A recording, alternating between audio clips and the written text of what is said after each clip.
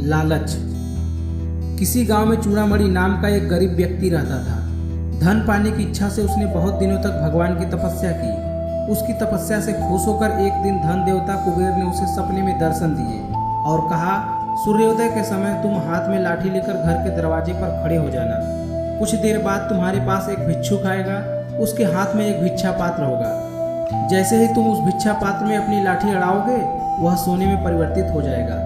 ऐसा 10 दिन करने से तुम्हारे पास 10 सोने के पात्र हो जाएंगे, जिससे तुम्हारे जीवन भर की गरीबी दूर हो जाएगी। रोज सुबह उठकर चूड़ामणि वैसा ही करने लगा जैसा कुबेर ने सपने में बताया था। एक दिन उसे ऐसा करते हुए लालची पड़ोसी ने देख लिया।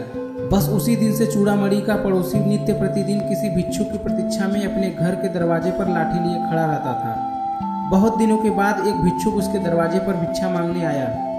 पड़ोसी ने भिक्षा पात्र पर डंडा छुआया, पर वह सोने में नहीं बदला। अंत में उसे गुस्सा आ गया और उसने आओ देखा न ताओ भिक्षुक पर प्रहार करना शुरू कर दिया।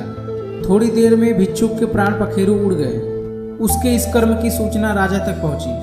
राजा के कर्मचारी उसे गिरफ्तार कर राजा के सामने ले गए, जहां राजा ने उसे मृत्यु दंड दे दिया। इस प्रकार लालच की वजह से पड़ोसी को अपनी जान से हाथ धोना पड़ा। तो दोस्तों, इस कहानी से हमें यह सीखने को मिलती है कि जीवन में कभी लालच नहीं करना चाहिए। लालच का परिणाम हमेशा बुरा ही होता है। तो दोस्तों, यह कहानी आपको अच्छा लगे तो अपने सुझाव कमेंट सेक्शन में जरूर लिखें और हमारे चैनल को सब्सक्राइब करना ना भूलें। धन्यवाद।